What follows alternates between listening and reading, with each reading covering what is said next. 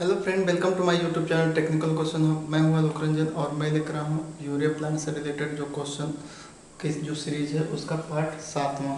इससे पहले part 6, part 5, part 4, part 3, part 2, part 1 already बना रखे हैं।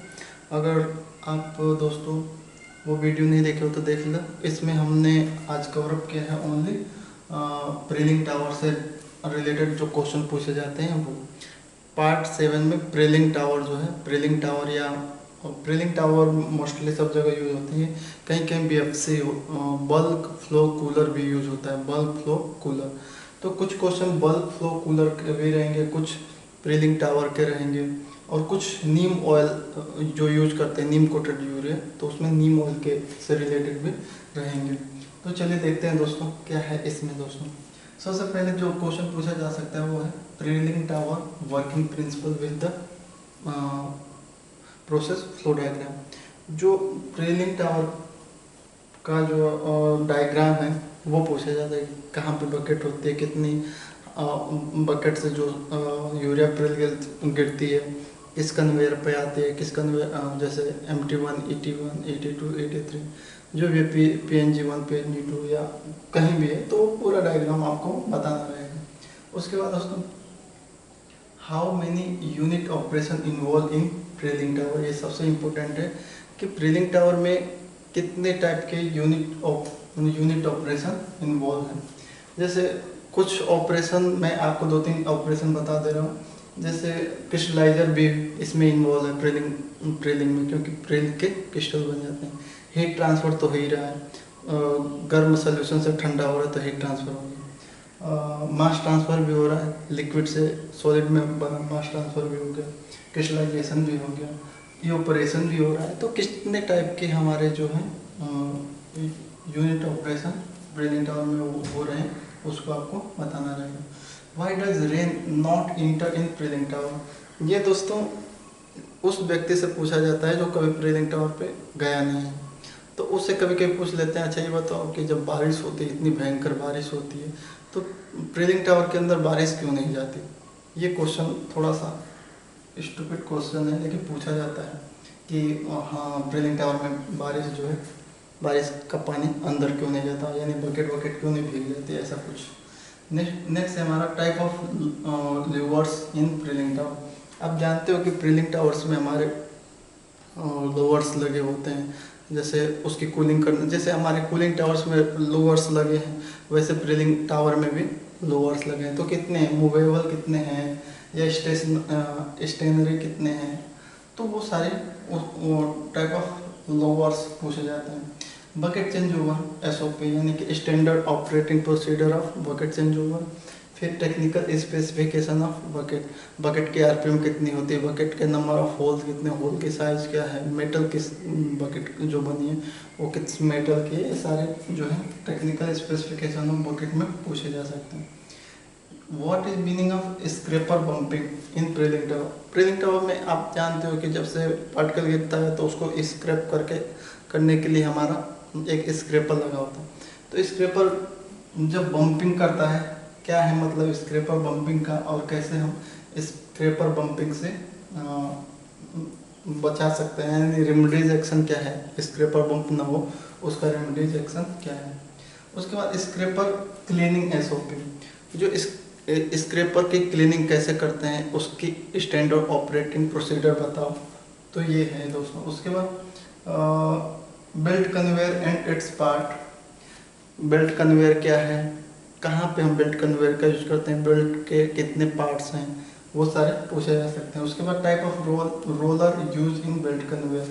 बेल्ट कन्वेयर में कितने टाइप के रोलर हैं, एडजस्टिंग रोलर होते हैं और कुछ लोडेड जो लोड को सहने वाले रोलर होते हैं, तो कितने टाइप के हैं, अप्रोक्स 4-5 टाइप के रोलर हैं, तो वो सारे देखेंगे दोस्तों कुछ। Trip logic in prilling section, prilling tower में कितने ट्रिप लॉजिक है और किस किस पे ट्रिप लॉजिक है, वो सारी पूछे जाते हैं। Limit switch mean, how many limit switch in bucket. Bucket की लिमिट स्विच क्या है, बकेट जो होती है, बकेट जहाँ पे हमारी प्रिल गिरती है वहाँ पे तो वहाँ पे हमारी लिमिट स्विच यूज होती है। तो लिमिट स्विच क्या है, कितने टाइप की लिमिट स्विच बकेट में लगी हैं, वो पूछा जाता है। उसके बाद what is angle of repose in term of belt conveyor.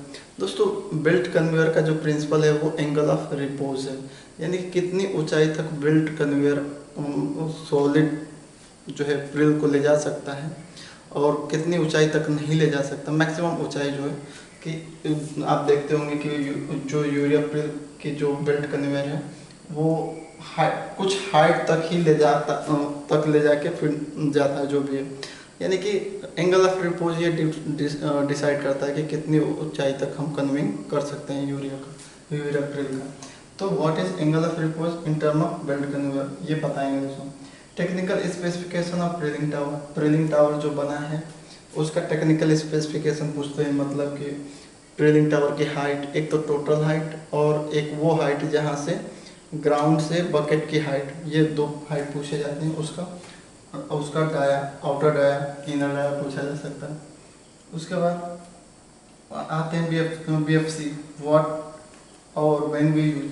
BFC मतलब bulk flow cooler. Bulk flow cooler क्या है दोस्तों, कि क्या होता है कि कभी कभी हमारा जो प्रिलिंग टावर से यूरिया गिरती है तो वो जो है बेल्ट कन्वेयर पर जब आती है तो उसका टेम्परेचर देखते हैं। अगर उसका टेम्परेचर जो है जो डिज़ायर टेम्परेचर है, डिज़ायर टेम्परेचर जैसे सपोज करो कि 70 डिग्री का टेम्परेचर प्रिल का होना चाहिए, सपोज करो, उतना होता नहीं है, कितना होता है मैं बताऊंगा ही। तो सपोज करो 70 डिग्री का टेम्परेचर नहीं हुआ, यानी कि उससे ज़्यादा है, 80 डिग्री का आ रही है यूरिया प्रिल, यानी कि कूलिंग उसकी हुई नहीं। तो उसे हम क्या करते हैं, उसे हम ले जाते हैं बल्क फ्लो कूलर में और वहाँ पे हम उसे ठंडा करते हैं। तो बल्क फ्लो कूलर क्या है, कब यूज होता है, वो पूछा जा सकता है।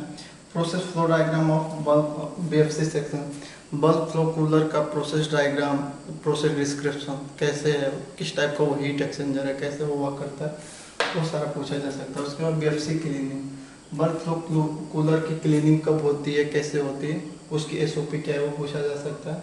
बल्क फ्लो कूलर का स्टार्टअप कैसे करोगे, बल्क फ्लो कूलर को शट डाउन कैसे करोगे, MOC of bulk flow cooler, material of construction क्या है बल्क फ्लो कूलर का, technical specification of bulk flow cooler, यानी कि टेक्निकल स्पेसिफिकेशन में बल्क फ्लो कूलर की थर्मल ड्यूटी क्या है, फीड फ्लो रेट क्या है, मतलब कितने फ्लो रेट से हमारे जो है फीड इसमें इन होती है।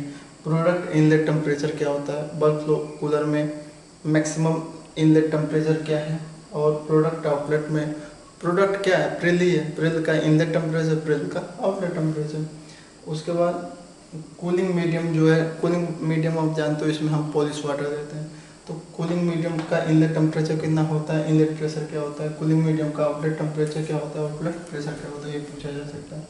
उसके बाद हजार्ड्स इन प्रिलिंग सेक्शन, प्रिलिंग सेक्शन में प्रिलिंग टावर से लेके बेल्ट कन्वेइंग से लेके बल्क फ्लो कूलर से लेके क्या क्या हजार्ड्स हैं वो पूछे जा सकते हैं। What is hopper hammering, hopper hammering क्या होती है, आप जानते हो कि हॉपर हैमरिंग होती है।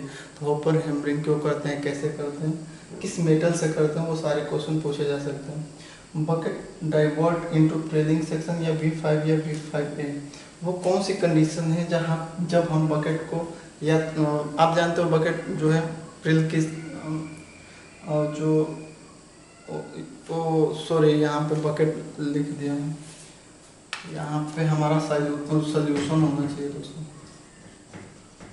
Solution divert into filling bucket या V5A V5, यानी कि जो सोल्यूशन है यूरिया मेल्ट सोल्यूशन है तो उसे कब हम बकेट की तरफ डाइवर्ट करते हैं और कब हम V5 या V5A में डाइवर्ट करते हैं, वो कौन से कंडीशन है जब हम जो यूरिया सोल्यूशन जो प्रिलिंग के लिए जा रहा है, यूरिया मेल्ट जो है सोल्यूशन है, कब उसको हम बकेट की तरफ डाइवर्ट करेंगे और कब हम उसे V5 या V5A की तरफ डाइवर्ट करेंगे, वो सारे कंडीशन को आपको बताना होता है कि किस कंडीशन में हम यूरिया सोल्यूशन को बकेट की तरफ न ले जाके V5 या V5A में डंप करेंगे।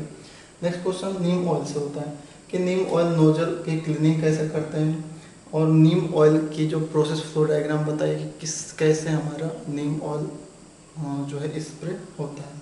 नेक्स्ट है हमारा नीम ऑयल स्पेसिफिकेशन, नीम ऑयल का क्या क्या टेक्निकल स्पेसिफिकेशन है, नीम ऑयल में क्या क्या केमिकल कंपोजिशन होनी चाहिए, उसका मॉइस्चर कितना होना चाहिए, और ढेर सारे केमिकल कंपोजिशन है, टेस्टिंग होती है, टेस्ट जांच होती है, तो सारे नीम ऑयल के स्पेसिफिकेशन पूछे जाते हैं।